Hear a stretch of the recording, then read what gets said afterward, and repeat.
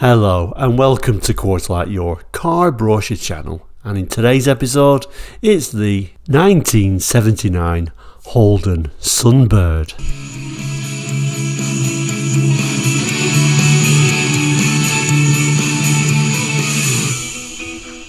Hello and welcome back. In Quartzlight, if you don't know, we're a car brochure channel here on YouTube, looking at car brochures from around the world for the 60s, 70s, 80s and 90s and sometimes beyond that as well.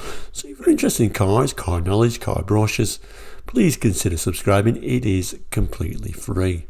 Anyway, back to today's episode. Yes, the Holden Sunbird for 1979. So let's have a look at that one now.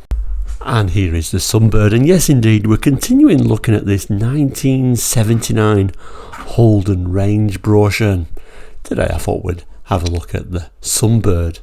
Once again, don't have a huge amount of knowledge about Holdens and Australian cars in general, so indeed we've got lots of knowledgeable people from Australia and New Zealand. Love reading their comments and learning more about these cars, so please do jot it in the comments. Anyway, let's zoom in on this particular, what looks like the top of the range model. And here is the main image, and I think it's a really lovely car. I think it looks a really beautiful looking car. I do really like that colour of it actually. Colour matched mirrors, which seem to be very much a thing even in the late 70s for Holden.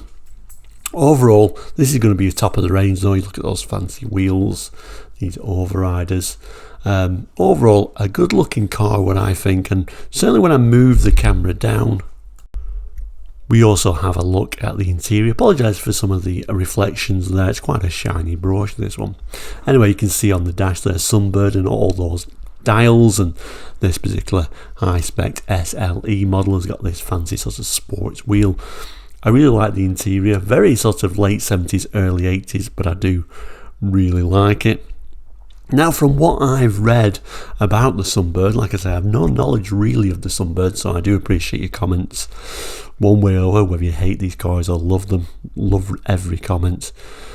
What I've read about it, it doesn't seem like it was a particular popular or even particularly good car for Australia. I read one report, it called it a gutless wonder doomed to fail, so I don't think it was as good as it looked. Let's have a look at some of the text. So the main heading there is the Starfire 4 puts extra fire in Sunbird. The Starfire 4 was Holden's Starfire 4-cylinder engine. And again, I read a little bit about the Starfire 4, and apparently it was known as the Misfire 4 engine, so I don't think it was a particularly good match. 4-cylinder engines, I don't think they were that popular late 70s for the Australian market as a whole. I think they preferred larger engines than that, but this particular combination seems to be a bit of a failure, to be honest with you. The text tells us now there's extra fire in Sunbird, the fire that comes from Holden's Starfire 4 4-cylinder engine. It delivers spirited performance in every model in the Sunbird range, apparently. The powerful Starfire 4 engine is at the heart of the superb Sunbird SLE for those seeking total luxury in a 4-cylinder sedan. As for range, Sunbird has all the answers for 4-cylinder car buyers. The value for money Sunbird sedan, the lavishly equipped Sunbird SL sedan, and of course the luxurious Sunbird SLE sedan, all powered by Holden's Starfire 4 engine. So the range there looks like it was the base model, the SL, and then the SLE. All the images are of that top model SLE, and yeah, he's making a big deal about this Holden Starfire 4 engine. From what I read, I don't think it was all it was claimed to be.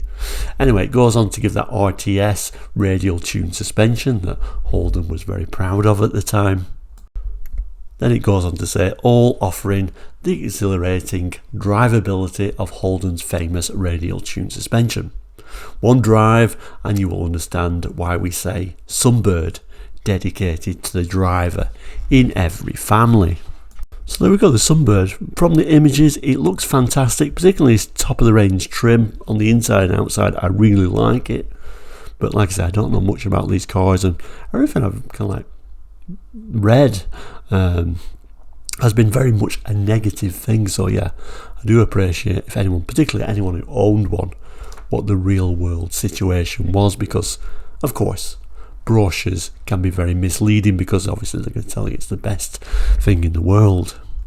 Now looks wise, it certainly reminds me very much of an Opel Ascona, as seen in here in this full range Opel brochure from 1980.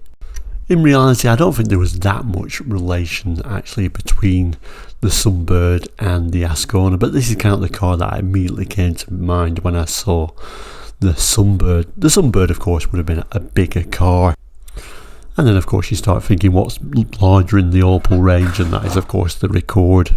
I don't think it has any relevance to this particular Sunbird, but it kind of gives you an idea where it fell in the range. I think the Sunbird was more kind of like your Cortina competitor. But I do believe they actually used the Opel engine previously in the Sunbird until they actually moved over to that locally produced Starfire 4 engine, which produced, apparently was quite a crude and sluggish motor. But anyway, let's move back to our Sunbird and let's have a look at the specifications at the back of this brochure. So there is that Sunbird in the spec sheet, showing all the three models at this time, the base, the SL and that very nice SLE model. They're all sharing the same engine though, a 1.9 litre 4-cylinder engine with a 4-speed transmission. Looks like only available as a manual. So where did the Sunbird fall in the lineup? Well, of course, we looked at last week the Gemini, which was kind of like very much your base model. They were, of course, 4-cylinder engines, a 1.6 4-cylinder, but I think the difference was they seem to be a much more light vehicle overall, and of course, much cheaper and more of a budget car for the Australian roads, but they seem to be much more light than the Sunbird. And then after the Sunbird came the Commodore.